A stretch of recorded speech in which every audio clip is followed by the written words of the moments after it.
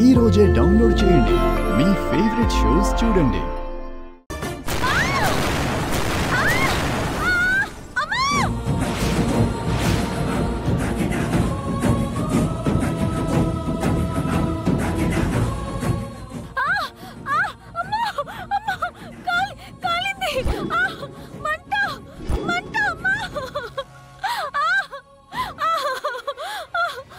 అమ్మా రూపా,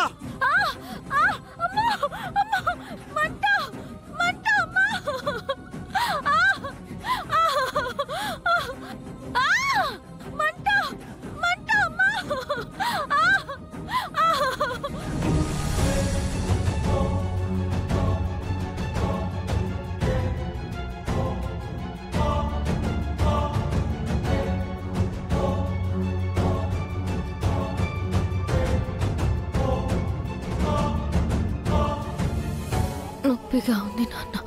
అమ్మా రూపా, ఏం కాదమ్మా, తగ్గిపోతుంది. కాస్త ఓచుకోమ్మా. తట్టుకోలేకపోతున్నాను నాన్న. డాక్టర్ త్వరగా చూడండి. అదేం కాదు సార్, బాంబులో ఉన్న కెమికల్స్ శరీరం మీద పడడం వల్ల తీవ్రంగా మండుతుంది. ఈ ఆయింట్మెంట్ రాస్తే తగ్గిపోతుంది. నేను రాస్తాను డాక్టర్ గారు. అయ్యో, ఎంత పని అయిపోయింది అమ్మాయి గారు. చూస్తుంటేనే గుండె తరుక్కుపోతుంది. నిండు పౌర్ణమిలా వెలిగిపోవాల్సిన మొహం అమావాస్య చంద్రుడిలా మాడిపోయింది.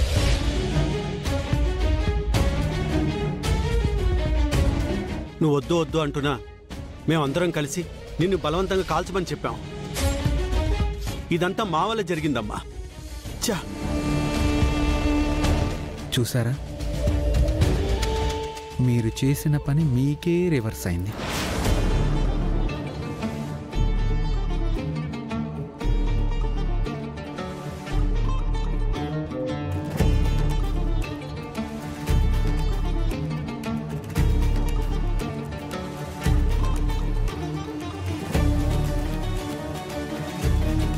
అయినా మేమందరం అంతవరకు చిచ్చుబుడ్డిలు కాల్చాం, అన్నీ బాగానే ఉన్నాయి. సడన్గా మీరు తెచ్చి అవి పెట్టారు. అసలు అవి ఎక్కడి నుంచి తెచ్చారు మీరు? అసలు అంతవరకు మీరు కనబడకుండా ఎక్కడికి వెళ్ళిపోయారు?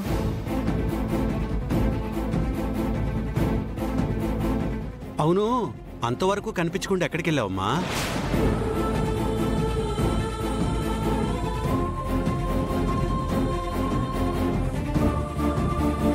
సడన్ గా ఆ చిచ్చుబుడ్లు ఎక్కడి నుంచి తీసుకొచ్చావు?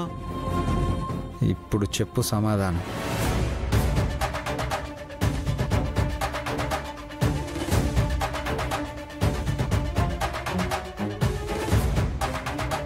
మమ్మీ, అసలే కోమలి నొప్పికి విలవిల్లాడిపోతుంటే ఈ రాజుగాడు ఇంకా ఇరికించేశాడు.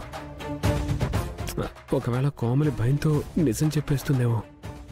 నువ్వు సైలెంట్గా ఉండరా. తను ఏం చెప్తుందోనని నాకు కూడా టెన్షన్గా ఉంది. నాన్న, మాట్లాడాలంటే మొహమంతా లాగేసినట్టుంది. కాసేపు నన్ను మాట్లాడనివ్వకండి. వద్దులేమ్మా, నువ్వు మాట్లాడొద్దులే. Doctor, రూపని hospital తీసుకెళ్దామా? అవసరం లేదు సార్, ఇది చిన్న ప్రమాదమే. 1 డేలో క్లియర్ అయిపోతుంది. లక్కీగా స్కిన్ మీద మాత్రమే ఎఫెక్ట్ పడింది, లేదంటే ఐస్ ఎఫెక్ట్ అయి ఉండేవి. కంటి చూపు కోల్పోయి ఉండేవారు. అంత మాట అనకండి డాక్టర్. మా అమ్మాయి గారికి ఏం కాకూడదు. ఏం కాదని చెప్తున్నారు కదా రాజు, నువ్వేం భయపడకు. చూసావా దీపక్, ఈ రాజుగాడి డబుల్ యాక్షన్. చూస్తున్నాను మమ్మీ. ఈ టాబ్లెట్స్ 5 డేస్ ఇవ్వండి సార్. ఫేస్ మీద వాటర్ పడకుండా, వేడి తగలకుండా చూసుకోండి.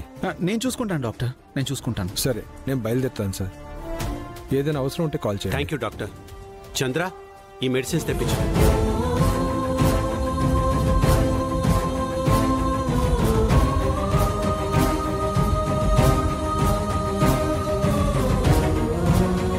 మనం సంతోషంగా ఉండడం ఆ దేవుడికి కూడా నచ్చట్లేదు రాజు. ఏదో ఒక డిస్టర్బెన్స్ క్రియేట్ చేస్తూనే ఉన్నాడు. మనం బాగుండడం దేవుడికి ఎందుకు నచ్చదు నాయనా? నచ్చుతుంది. కానీ కొంతమంది మనుషులకే మనం బాగుంటే నచ్చదు. వాళ్ళ దుష్ట కళ్ళతో చూస్తూ దిష్టి పెడుతూ ఉంటారు. అందుకే ఇట్లా జరుగుతా ఉండదు నాయనా.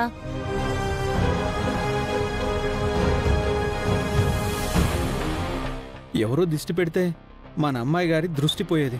జస్ట్ మిస్ అయింది. మనం భయపడినంత ప్రమాదం జరగలేదంటే దేవుడు ఉన్నట్టే కదా పెద్దయ్య. అది నిజమే రాజు. పెద్దయ్య, మీరేం వరి అవ్వకుండా వెళ్ళి మీ పనులు చూసుకోండి పెద్దయ్య. అమ్మాయి గారిని నేను దగ్గరుండి జాగ్రత్తగా చూసుకుంటాను.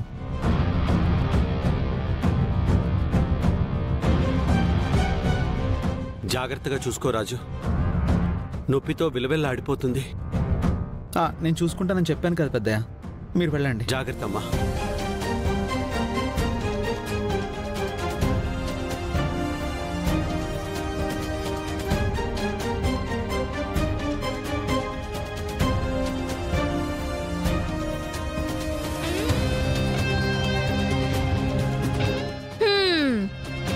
చెడపుకురా చెడేవు అన్నారు.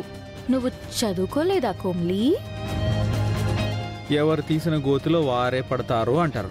నువ్వెప్పుడు వినలేదా కోమలి?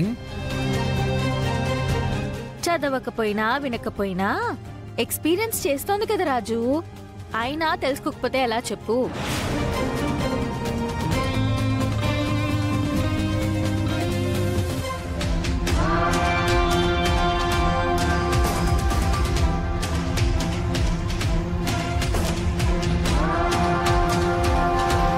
అయ్యో, పాపం కోమలికి చాలా నొప్పిగా ఉండుంటుంది కదరా దీపక్.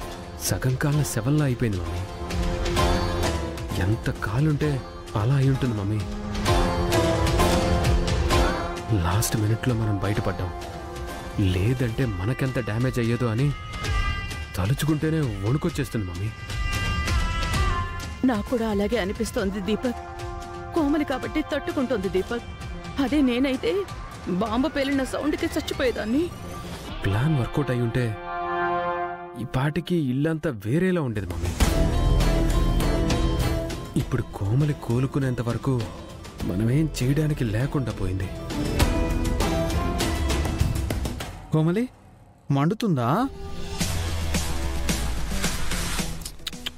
మండుతుంది. ఈ ప్రయోగం మా మీద వాడాలని నువ్వు ప్రయత్నించావు. ఆ ప్రయోగాన్ని మేమే తిప్పి కొట్టాం.